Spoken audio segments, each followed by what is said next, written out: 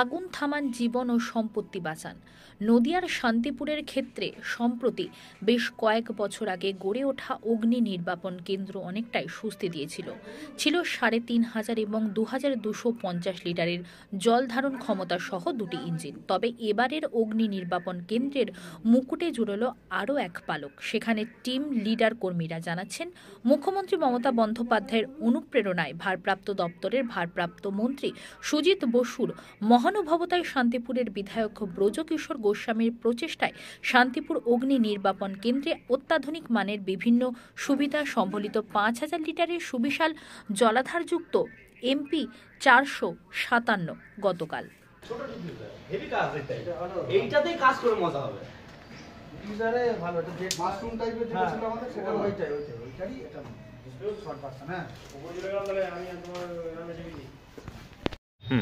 সম্মানীয় মুখ্যমন্ত্রী শ্রীমতী মমতা বন্দ্যোপাধ্যায়ের অনুপ্রেরণায় দপ্তরের মন্ত্রী সম্মানীয় সুজিত বসু মহাশয়ের মহানুভবতায় এবং সর্বোপরি শান্তিপুরের সম্মানীয় বিধায়ক ডক্টর ব্রজকিশোর গোস্বামীর ঐকান্তিক প্রচেষ্টায় আমাদের একটি অত্যাধুনিক সুবিশাল MP ৪৫৭ আমাদের স্টেশনকে প্রদান করা হয়েছে।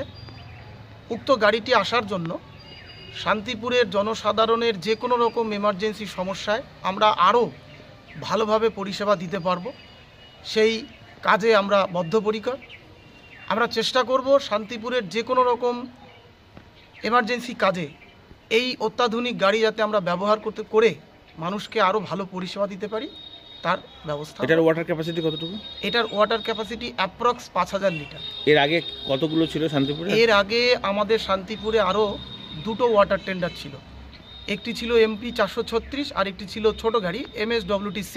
সেগুলোর ক্যাপাসিটি কত? সেগুলোর MSWT6 এর ক্যাপাসিটি ছিল অ্যাপ্রক্স ২,৫০০ লিটার আর MP ছিল অ্যাপ্রক্স ৪,০০০ লিটার। তো এই গাড়িটা শুধু যে জলের ক্যাপাসিটির জন্য না, এই গাড়িটার আরও অত্যাধুনিক কিছু ব্যবস্থা আছে যেটার মাধ্যমে আমরা সাধারণ মানুষকে রেস্কিউ থেকে শুরু করে সাধারণ মানুষের যাতে সম্পত্তির ক্ষয়ক্ষতি কম হয় তার জন্য আরও ভালো পরিষেবা দিতে পারে। একটা বিষয় আমরা দেখেছি, লক্ষ্য করে যে বেশিরভাগ ক্ষেত্রে যখন অগ্নি সংযোগ ঘটে কোনো দুর্ঘটনা, তখন কিন্তু এই বড় গাড়ি যাওয়ার একটা সমস্যা তৈরি হয়। দেখুন, এলাকার মানুষকে আরও সচেতন হতে হবে। কোথাও কোনো জায়গায় কোনো অগ্নি সংযোগ বা কোনো এমার্জেন্সি কাজ হলে এ ধরনের গাড়ি যাতে করে সেখানে খুব তাড়াতাড়ি পৌঁছাতে পারে তার জন্য এলাকার জনসাধারণকেই সহযোগিতা করতে হবে।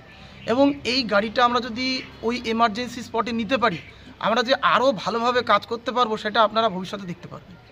আচ্ছা, মানে এটা এতদিন তাহলে নির্ভর করতে হতো কৃষ্ণনগর বা আমরা এই ধরনের অত্যাধুনিক গাড়ি আমাদের দমকলে ছিল না। শান্তিপুর দমকলে আমাদেরকে এই ধরনের গাড়ির জন্য জেলার কৃষ্ণনগরের ফায়ার ব্রিগেডের উপরে অথবা রানাঘাট কল্যাণী ফায়ার ব্রিগেডের উপরে নির্ভরশীল হতে হতো। এই গাড়িটি আসাতে আমরা কিন্তু সেই যে আমাদের একটা শূন্যস্থান ছিল সেটা পূরণ হলো। আচ্ছা, সেক্ষেত্রে যাতায়াতের একটা সমস্যা? হ্যাঁ, যাতায়াতের একটু সমস্যা হলেও যদি সাধারণ মানুষ সচেতন হয়, সচেতনতার দ্বারা যদি গাড়িটিকে খুব তাড়াতাড়ি আমাদের এমার্জেন্সি স্পটে পৌঁছাতে একটু সহযোগিতা করে তাহলে আমাদের কাজটা করতে খুব সুবিধা হবে।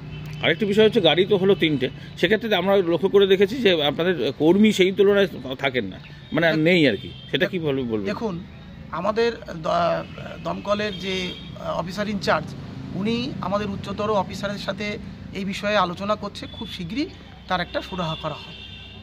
আপনার নাম পরিচয়? আমার নাম বিধান ঘোষ, LFO শান্তিপুর ফায়ার। তাহলে আজ থেকে মানে আজকের পর থেকে যে কোনো গাড়িটা এখনই আমাদের এই পরিষেবা চালু করে দেওয়া হয়েছে। আজকে যদি কোনো রকম কোনো বড় ইনসিডেন্ট শান্তিপুরের বুকে হয় আমরা এই গাড়ি কিন্তু সেখানে ব্যবহার করব।